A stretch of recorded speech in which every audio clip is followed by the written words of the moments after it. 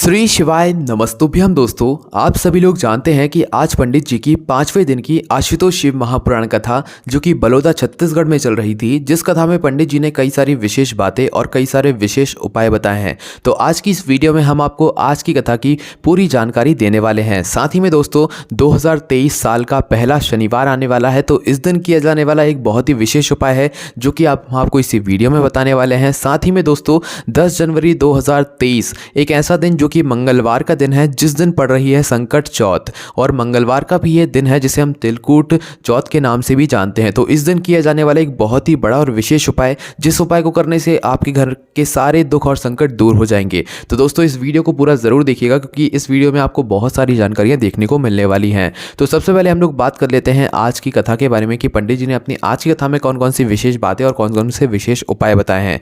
सबसे पहले दोस्तों आज हम बात कर लेते हैं उन उपायों की जो कि पंडित जी ने अपनी आज की कथा में बताए हैं। दोस्तों सबसे पहला और सबसे बड़ा और सबसे विशेष उपाय आज पंडित जी ने यह बताया है कि जैसा कि कभी आप रास्ते में जा रहे हो और कोई ऐसा आपको शिव जी का शिवलिंग दिख जाए जहां पर कोई ना रहता हो, अकेले में शिव जी बैठे हुए हों। ध्यान से सुनना इस उपाय को, ये बहुत ही विशेष उपाय है, ठीक है। और इस उपाय को करने से आपके जीवन में बिना बोले आपको इतना कुछ प्राप्त होगा जितने की आपने कल्पना भी नहीं करी होगी। जैसे कि आप रास्ते पर कहीं पर जा रहे हैं, कहीं दूर रास्ते पर जा रहे हैं और कहीं बीच पर आपको कहीं एक ओटला मिल जाए जहां पर शिव जी विराजित हो और वहां पर ना कोई घर हो, खेत ही खेत हो, कुछ भी ना हो, ठीक है। वहां पर एक ओटला बना हुआ हो और उस पर शिव जी विराजित हो। तो दोस्तों इस मौके को कभी मत छोड़ना। आपके पास जल रखा हुआ हो या आपके पास कोई पात्र हो और पास में हैंड पंप हो तो भाई वहां से थोड़ा सा जल भर लेना। अगर आपके पास जल भी रखा हुआ है, झूठा नहीं होना चाहिए वो बस जल, है ना, शुद्ध होना चाहिए। तो अगर आपके पास शुद्ध जल भी रखा हुआ है तो आप अपना उस जल को उस शिवलिंग पर जाकर चढ़ा दो। 2 मिनट उसी शिवलिंग के पास बैठो, श्री शिवाय नमस्तुभ्यम का जाप करो, ठीक है। जल नहीं है तो कहीं पास से जल भर कर ले आओ और उस जल को जो है उसी शिवलिंग के ऊपर चढ़ाओ, जहां पर जिस शिवलिंग के आसपास कोई ना हो। अकेले में आनंद में आप भगवान शिव जी के ऊपर जल चढ़ाओ, अपने मन की बात बोलो, श्री शिवाय नमस्तुभ्यम का जाप करो। और कुछ नहीं तो बस शिव जी पर जल चढ़ाओ और श्री शिवाय नमस्तुभ्यम का जाप करते हुए आप जिस काम के लिए जा रहे हो, जहां पर जा रहे हो, आप वहां पर चले जाओ, ठीक है। अगर कभी ऐसा मौका मिल जाए कि कहीं पर अकेले में शिव जी बैठे हुए हो जहां पर कोई ना जाता हो ज़्यादा, तो बस इस चीज़ का आप लोग फ़ायदा ज़रूर उठा लेना। भगवान शिव जी की आप पर इतनी असीम कृपा होगी जितनी कि आपने कभी कल्पना भी नहीं करी होगी। तो ये जो बहुत ही विशेष उपाय है जो कि पंडित जी ने अपनी आज की कथा में बताया है। उसके बाद दोस्तों पंडित जी ने आज की कथा में कई सारी विशेष बातें बताई। अब हमको वो बातें बताते हैं। दोस्तों सबसे पहली बात जो पंडित जी ने अपनी आज की कथा में बताई है वो ये है कि कभी भी अपने जीवन में अहंकार मत करना, ठीक है। अहंकार कहने का मतलब है कुछ लोग ये भी कह देते हैं कि भाई हम तो कथा सुनते हैं, हम तो सीहोर वाले की बहुत कथा सुनते हैं, बहुत कथा सुनते हैं। तो ये जो एक बात आ जाती है ना जिसके मुंह से निकल जाती है तो उनको एक अहंकार आ जाता है, ठीक है। भले ही वो अपने अंदर ना मानते हो अहंकार नहीं है वो, पर ये एक अहंकार की बातें होती है कि हमने भी बहुत सारी कथा सुन ली है, तुमने क्या सुना है, तुमने कुछ भी नहीं सुना है, ठीक है। तो कभी भी हमें भगवान के प्रति अहंकार नहीं करना चाहिए, हमें हमेशा नम्र भाव से रहना चाहिए भगवान के प्रति।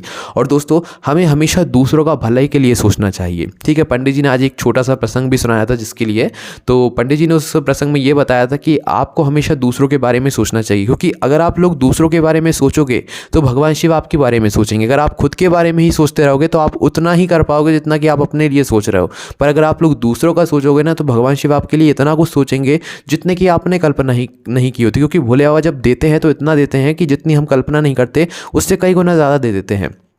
उसके बाद दोस्तों जो बच्चे परीक्षा देने जाते हैं, एग्ज़ाम देने जाते हैं, इंटरव्यू देने जाते हैं, उनके लिए भी एक बहुत ही विशेष बात कही है कि अगर जो स्टूडेंट हैं, जो बच्चे हैं वो पढ़ाई कर रहे हैं, अगर वो भगवान शिव जी को साक्षी मानकर, भगवान शिव जी को अपना जो है गुरु मानकर यहाँ पर पढ़ाई करते हैं तो उन्हें सफलता के रास्ते पर आने से कोई नहीं रोक सकता। पंडित जी ने बोला कि पढ़ाई तुम करो, अध्ययन तुम करो, तैयारी तुम करो, परीक्षा देने तुम जाओ, परीक्षा के हॉल तक तुम जाओ, बैठो उस जगह पर जहाँ पर तुम परीक्षा दे रहे हो। उसके बाद सब कुछ भोले बाबा पर छोड़ दो, भोले बाबा तुम्हारा जो पेपर है वो लिखेंगे, ठीक है। पर उसके पहले की जो मेहनत है वो तुम्हें करनी पड़ेगी। पढ़कर तुम्हें जाना है, तैयारी तुम्हें करना है, आगे का भगवान शिव जी पर छोड़ना है। वहां पर जब आप पेपर देने बैठोगे तो भगवान शिव जी आपका पेपर लिखेंगे, ठीक है। बस मन में विश्वास होना चाहिए, भगवान शिव जी को साक्षी मानकर कोई भी एग्जाम दो, कभी आप उसमें फेल नहीं हो सकते हो, ठीक है।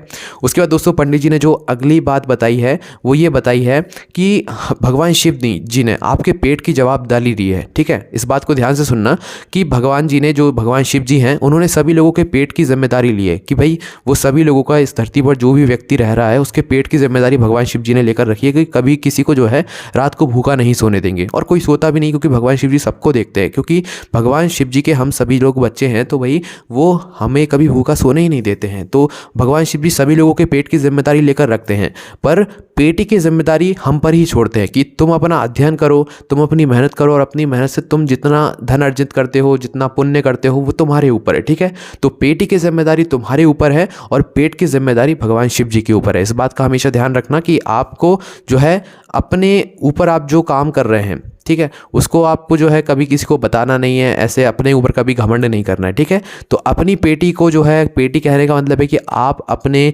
खाते में पुण्य अर्जित करो, लोगों का भला करो, लोगों के भले के बारे में सोचो, दूसरों की मदद करो। ऐसी भगवान ने बोला है कि भाई, मतलब आज की कथा में पंडित जी ने बोला है कि पेटी की जिम्मेदारी आपकी है, पेट की जिम्मेदारी भगवान शिव जी की है। उसके बाद दोस्तों, जो पंडित जी ने यहाँ पर बोला है कि आखिरी में यहाँ पर आपके हाथ में कुछ नहीं बचेगा, आपके सामने बड़ी बड़ी गाड़ियाँ भी खड़ी होंगी, तो भी आप उन गाड़ियों में बैठकर नहीं जा सकते। जब आपका अंतिम समय आएगा तो उस वक्त सिर्फ आपके पुण्य ही काम आएंगे, भगवान शिव जी के नाम का उच्चारण ही काम आएगा, आपके किए हुए पुण्य ही काम आएंगे, आपके किए हुए सत्कर्म ही काम आएंगे। उस वक्त कोई आपकी गाड़ी, कोई आपका पैसा, धन, कुछ काम नहीं आएगा। तो इसीलिए पुण्य की जितनी महत्वता यहाँ पर पंडित जी बताते हैं, उसको आप थोड़ा ध्यान से सुना करो। पुण्य जितना हो सकता है उतना करने की कोशिश करो, क्योंकि यही अंतिम समय में काम आने वाला है। उसके बाद दोस्तों, पंडित जी ने जो अगली बात बताई वो ये थी कि आप जितने भी व्रत करते हो, यह बात बहुत ही विशेष है, आप लोगों को ज़रूर सुनना चाहिए। जैसे कि आप एकादशी का व्रत कर रहे हैं, आप पशुपतिनाथ का व्रत कर रहे हैं, आप प्रदोष का व्रत कर रहे हैं, आप किसी भी तरीका का व्रत कर रहे हैं, तो दोस्तों उस व्रत का जो है उद्यापन करना बहुत ज़्यादा ज़रूरी है। क्यों ज़रूरी है, इस बात का भी पंडित जी ने जो है इस कथा में जवाब दिया है कि आपने सभी व्रत कर लिए। एकादशी का आप बहुत सारे व्रत कर रहे हैं, आपने पशुपतिनाथ का भी व्रत किया है, आप पशुपतिनाथ के व्रत में भी उद्यापन भी करते हैं, क्योंकि इसका जो है सभी कुछ जो है पूरी विधि आप लोगों को बताई गई है पशुपतिनाथ के व्रत के बारे में। तो क्यों आखिरी में जाकर हम क्यों पशुपतिनाथ के व्रत की जो है यहाँ पर उद्यापन करते हैं? क्योंकि दोस्तों जिस व्रत को हम कर रहे हैं उस व्रत का पूरा फल हमें तभी मिलता है जब हम उस व्रत का उद्यापन करते हैं। इसलिए पशुपतिनाथ के व्रत में पंडित जी हर बार बताते हैं कि 5वें सोमवार को आपको जो है यहाँ पर एक श्रीफल लेकर, कुछ दक्षिणा लेकर, 108 चावल के दाने या 108 बेलपत्र को लेकर आपको जो है इस व्रत का उद्यापन करना चाहिए। ठीक है, उद्यापन की महत्वता ही है कि उद्यापन करने से हमें उस व्रत का पूरा फल प्राप्त हो जाता है। हाँ, कि अब वो जो जितना भी हमने व्रत किया था, जितना भी हमने उस व्रत में पुण्य किया है, वो पूरा फल हमारे खाते में आ गया है। ठीक है, अगर आप यहाँ पर जो है कोई भी यहाँ पर उद्यापन नहीं करते हैं किसी व्रत का, तो आपका शायद उसको मतलब व्रत को करने का पूरा फल आपको नहीं मिल पाएगा। तो एकादशी व्रत हो, प्रदोष व्रत हो, कोई सा व्रत हो, पंडित जी ने बोला है कि भाई सभी व्रतों का जो है यहाँ पर उद्यापन करना बहुत ज़्यादा ज़रूरी है।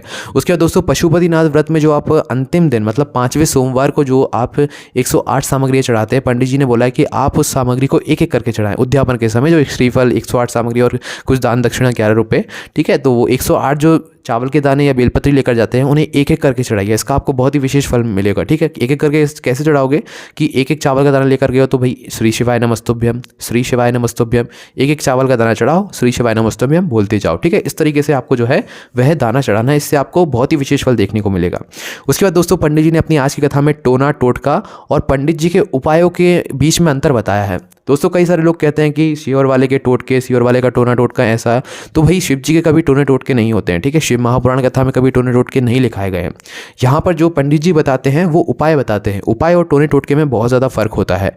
देखिए पंडित जी ने बोला है कि टोना टोटका हमेशा लोगों की बुराई के लिए किया जाता है, जैसे कि भाई किसी को वश में करने के लिए किया जाता है। आपने ऐसी मतलब टोना टोटके के आगे ये बात लगी ज़रूर सुनी हो कि इसको वश में कर लो इस टोने टोटके से। ठीक है, तो टोना टोटका हमेशा दूसरों की मतलब यहाँ पर बुराई के लिए किया जाता है कि भाई उसका बुरा हो जाए, उसका ऐसा हो जाए, उसका वैसा हो जाए। पर उपाय हम अपने लिए करते हैं, भगवान शिव जी को प्रसन्न करने के लिए करते हैं और हम अपने कल्याण के लिए करते हैं। इसमें किसी का कोई हम बुरा नहीं करते हैं, हम अपने लिए ही सब कुछ कर रहे हैं, अपने घर परिवार के लिए ही कर रहे हैं। तो टोने टोटका बहुत अलग बात है, उपाय बहुत अलग बात है। तो शिव महापुराण के उपायों को कभी टोना टोटका आपको नहीं बोलना चाहिए। ठीक है, इस बात का विशेष रूप से आपको ध्यान रखना है। उसके बाद दोस्तों जो यहाँ पर आप लोगों के बीच में गलतियाँ ढूंढते हो, आप शिव मंदिर जाते हो, आप किसी भी अनुष्ठान में जाते हो, अगर आप यहाँ पर ज़्यादातर गलतियाँ ही ढूंढते रहते हो तो भगवान शिव आपसे कभी प्रसन्न नहीं होंगे।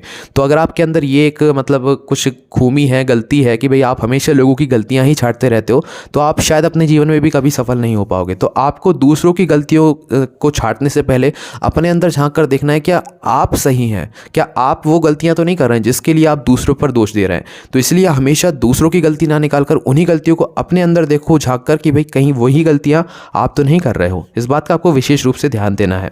अब दोस्तों हम बात कर लेते हैं साल के जो है बहुत ही विशेष शनिवार, मतलब साल का पहला शनिवार। दोस्तों 7 जनवरी 2023 साल का पहला शनिवार है। तो भाई आपको प्रातःकाल सुबह सुबह पीपल के वृक्ष के नीचे जाना है, एक थोड़ा सा दूध का पात्र लेकर जाना है, या तो जल लेकर जाना है, कुछ मिष्ठान की सामग्री लेकर जाना है, जो आपके मन में हो इन तीनों में से वो आप लेकर जाओ। ठीक, तो आप एक जल का कलश ले जाओ, या छोटे से पात्र में दूध ले जाओ, या कुछ मिष्ठान मीठा भोग ले जाओ, है ना। और उसका भोग जाकर जो है आपको क्या करना है कि पीपल के वृक्ष नीचे जाकर लगा देना है। जल लेकर गए हो तो जल समर्पित कर देना है, दूध लेकर गए हो तो दूध समर्पित कर देना है। इससे होगा क्या दोस्तों, इससे आपके घर में माँ लक्ष्मी की कृपा होगी, क्योंकि शनिवार के दिन पीपल के वृक्ष नीचे लक्ष्मी जी का वास रहता है।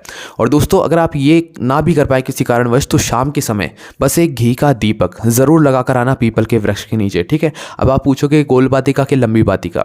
देखिए वैसे पीपल के वृक्ष नीचे गोल बातिका यहाँ पर दीपक लगाया जाता है, पर शनिवार के दिन वहाँ पर लक्ष्मी जी का भी वास होता है। तो आप उस दिन सिर्फ शनिवार के दिन शाम के समय अगर लक्ष्मी जी की प्राप्ति के लिए लगा रहे हैं, लक्ष्मी जी के लिए लगा रहे हैं, तो आप लंबी बातिका घी का दीपक ले जाकर पीपल के वृक्ष के नीचे जाकर लगा सकते हैं। ठीक है, और जो व्यक्ति शनिवार के दिन, और वो भी साल के पहले शनिवार के दिन जो है, अगर आप पीपल के वृक्ष के नीचे लंबी बातिका जो है घी का दीपक लगाकर आते हैं, तो माँ लक्ष्मी कृपा आपके घर पर होती है। जब आप दीपक लगा जाने जाते हैं ना, उसी समय माँ लक्ष्मी आपके साथ आपके घर आती हैं। ठीक है, और आपके घर में प्रवेश करती हैं, आपके घर में वास करती है। तो दोस्तों ये काम आप बिल्कुल कीजिएगा, ये उपाय आप बिल्कुल कीजिएगा इस साल के पहले शनिवार को। उसके बाद दोस्तों जो एक अगला दिन है, बहुत ही विशेष दिन है, यह दिन आप लोगों को भी शायद पता नहीं होगा, हम आपको बता देते हैं। 10 जनवरी 2023 मंगलवार का दिन है, मतलब बहुत ही शुभ दिन है। और इसी दिन जो है यहाँ पर चतुर्थी का व्रत पड़ रहा है, मतलब जो गणेश जी का दिन होता है ना। पर दोस्तों ये वाली जो चतुर्थी है ये बहुत ही विशेष, बहुत ही खास है, क्योंकि दोस्तों ये संकट चौथ है। ठीक है, इसे हम तिलकुट चौथ के नाम से भी जानते हैं, और इसके कई सारे नाम भी हैं, है ना। तो दोस्तों यहाँ पर ये जो चौथ है, ये नाम से ही समझ आ रही है कि भाई संकट चौथ। इस चौथ को करने से आपके जीवन से सारे संकट जो है दूर होते हैं। तो दोस्तों जो भी माताएं बहनें चतुर्थी का व्रत करती हैं वो बिल्कुल करें इस व्रत को। जो नहीं भी करती हैं वो भी कर सकती हैं, अगर उनके मन में है कि भाई हाँ हमें इस चतुर्थी का व्रत करना चाहिए, तो भाई वो भी कर सकती है, क्योंकि ये संकट चौथ है। इस व्रत को करने से आपके जीवन से सारी दुख समस्याएं संकट सभी कुछ दूर होते हैं, है ना। और दोस्तों इसकी एक पूजन विधि भी होती है, वो पूजन के हिसाब से ही आपको जो है, अगर आप व्रत रख रहे हैं तो इसकी पूजन भी आपको उसी हिसाब से करनी पड़ेगी। दोस्तों ये जो मतलब ये वाली जो संकट चौथ है, ये आपको जो है संकटों से आपकी रक्षा करती है, आपके परिवार, आपके कुटुंब, आपको बच्चों को के ऊपर जो भी यहाँ पर दुख और समस्याएं आती हैं उनसे छुटकारा दिलाती है। उसके बाद दोस्तों इसी दिन आप एक बहुत ही विशेष उपाय ज़रूर करके देखें, भगवान गणेश जी का है, और इस दिन करना बहुत ही सर्वश्रेष्ठ है। साल की पहली संकट चौथ है, गणेश चतुर्थी का व्रत है, भैया बिल्कुल करके देखना इस उपाय को। करना क्या है, इस उपाय में आपको 9 शमी पत्र लेना है। पहले भी आपने उपाय सुना होगा, पर इस बार ये उपाय ज़रूर करके देखना। 9 शमी पत्र आपको लेना है, एक गोल बातिका घी का दीपक तैयार करके शिव जी के मंदिर पहुंच जाना है आपको। ठीक है, शिव जी के मंदिर पहुंचने के बाद आपको करना क्या है कि इस उपाय को आप प्रदोष काल में शाम के समय करें तो ज़्यादा अच्छा रहेगा। तो आपको करना क्या है कि सबसे पहले अपने 9 शमी पत्रों को ले जाकर अपने जो है उनमें से 5 शमी पत्र अलग निकाल लो।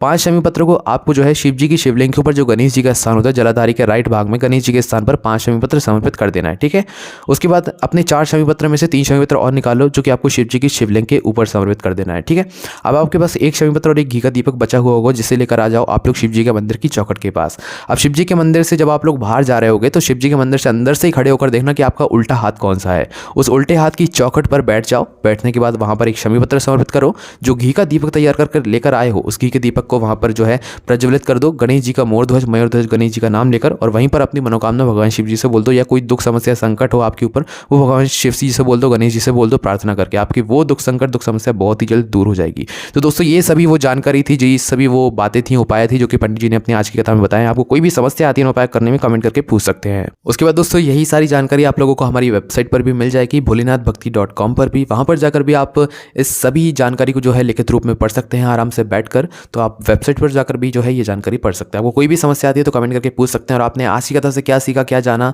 और कौन सी नई बात सीखी आपने आज की कथा से, तो वो भी प्लीज़ कमेंट करके जरूर बताइएगा। और कमेंट में श्री शिवाय नमस्तुभ्यम जरूर लिखिएगा। ओम नमः शिवाय, जय भोले बाबा, श्री शिवाय नमस्तुभ्यम।